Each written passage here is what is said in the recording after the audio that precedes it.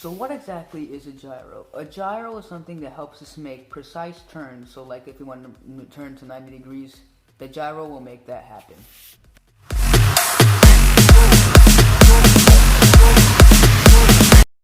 Hello, we're the Hexadecimals, and today we're going to be looking at our gyro code.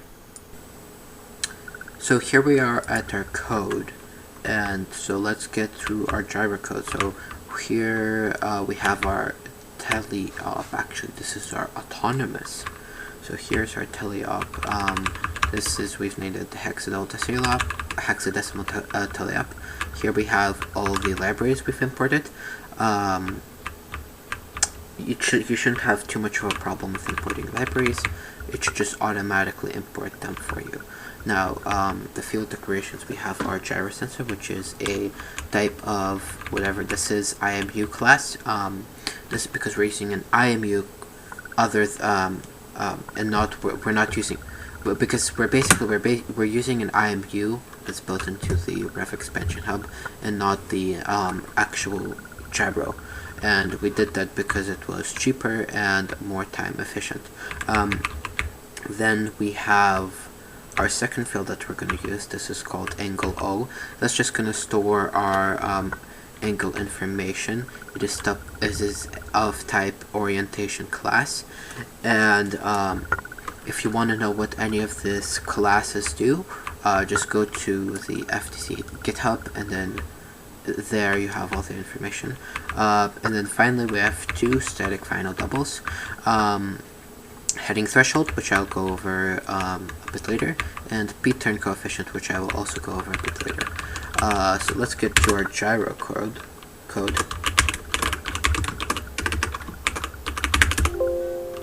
That's weird.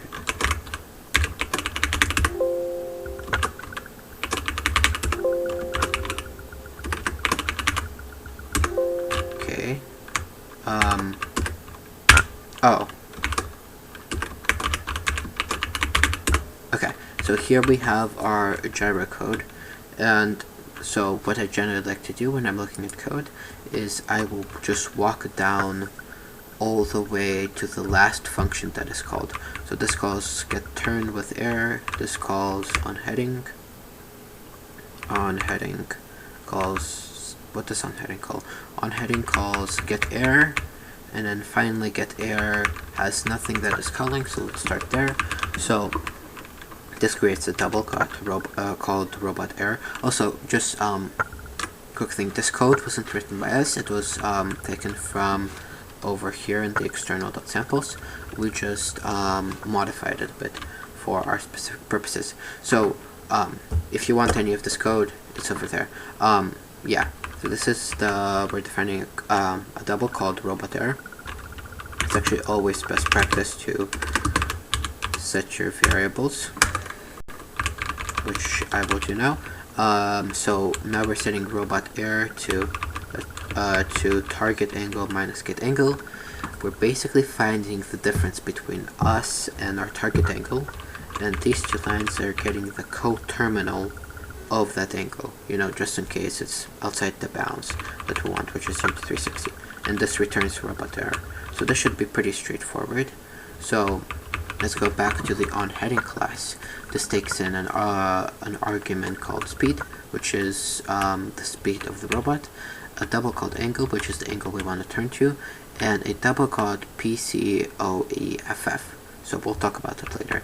So here we have a double called error, double steer, boolean on target, which is false right now, and then we have left speed, right speed, which are both doubles. So here we're assigning error, pretty straightforward. Now what we're doing here is we're using heading threshold, which is, let's go back to our heading threshold, which actually what we can do is we can click this. So our heading threshold is right now 4. That is the error rate we want to have. So basically what we're saying is I want my robot to be between 4 degrees of where I chose to go. So let's say we choose to go to 90. It can be from 86 to 94. So let's go back here.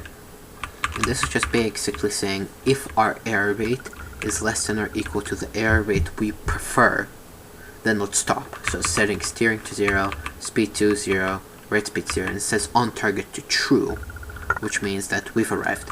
So otherwise we've not arrived, so we need to get our steering. And we're gonna go here and see what this does. So what this does is it multiplies our error by the PCOEFF, which let's go to that right now. Okay. Oh no, that's passed in. Okay, give me a second. Yeah, so here we have the p-turn coefficient, which is 0.1.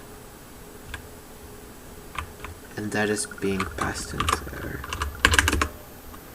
And then we're basically saying let's multiply the error by this, and then let's clip it so that it works for the motors. Now let's go back. So we have our steer. Now we're saying the right speed is equal to speed times steer. Left speed is equal to minus right speed because we're turning. So we want the speed on the left motor to be opposite. Now a note about this code is that it will always turn right. If you want the code to turn left, at the end, once we've looked over this code, I'll go over some code that we wrote for our autonomous zone that will make it where you can choose between right and left. So now it sets the motor speeds, back left, back right, have set their speeds, and then we just return our on target. So now let's go back to the previous invocation of this method, which is here, and this is just basically a while loop saying while op mode is active and while we haven't arrived. So interesting note is if you have a while loop anywhere in this code, you must say op mode is active, because it wants to make sure if somebody hits the pause button it will actually pause. And as you can see, we're passing in our p-turn coefficient here, our speed and angle, and yeah. So the part that we modified here, other than some minor adjustments, was this part. So we added a wrapper function that will given an angle plus 3. So the reason we're doing this is because we encountered a bit of an error.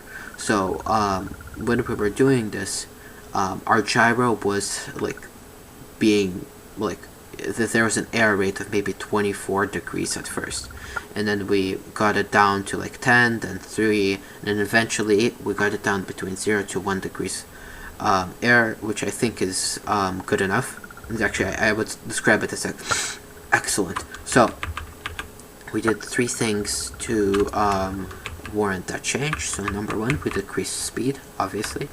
So then we increased our error rate. So that means it will stop earlier, causing it to slow down. Also, another interesting note, the reason all of this worked is because our robot was always wrong to the right, which means we knew it was a speed problem. So yeah, and then so we did those 2 things, and then we added 3 here. And what that does is it basically, before we added 3, there's an error rate of 3 to 4 degrees. So we said, hey, it's never below 3 degrees. Why don't we just add 3 so that stops 3 degrees earlier, and let the error rate not be 0 to 1. So that yeah. The only caveat to this is that you obviously can't then pass in turn 2 degrees more than you are, because we have we're adding 3. So yeah.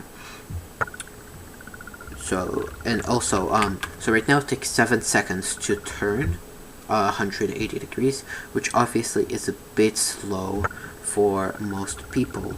So if you want to increase the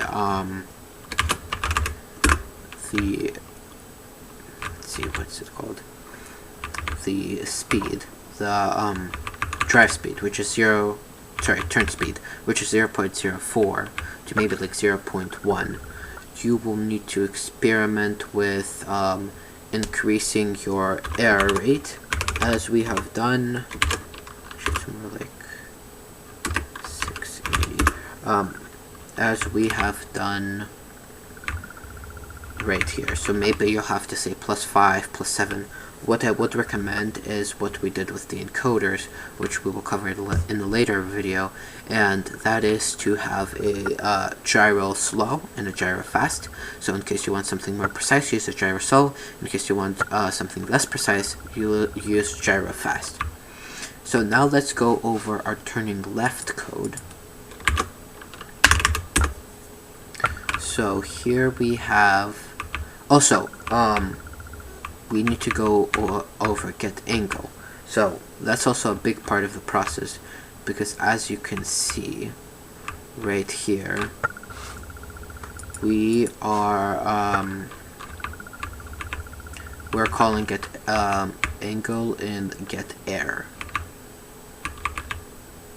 Now what get angle does is get angle gets the angular orientation in the axis order ZYX and in degrees. It stores it at angle O, which is of orientation class, and it returns it in an unnormalized form. Now, the reason it's doing this is because when we have angle O, the first angle, it is normalized, which means it's from -80 to 180, and we have written a function called unnormalize, which will unnormalize a function so that it's from 0 to 360, and as you can see, it's just some very basic math that anybody can do. This shouldn't be there, and yeah, so that was important to go over, but now let's go to our solution for turning left. So our solution was to add a fourth argument called Boolean left, which if true, we would set left speed to right speed and multiply right speed by -1. And then if false, we would set left speed to the opposite of right speed. And that's how we got it working. So I hope this has helped you out with your gyro, and we'll see you in another video.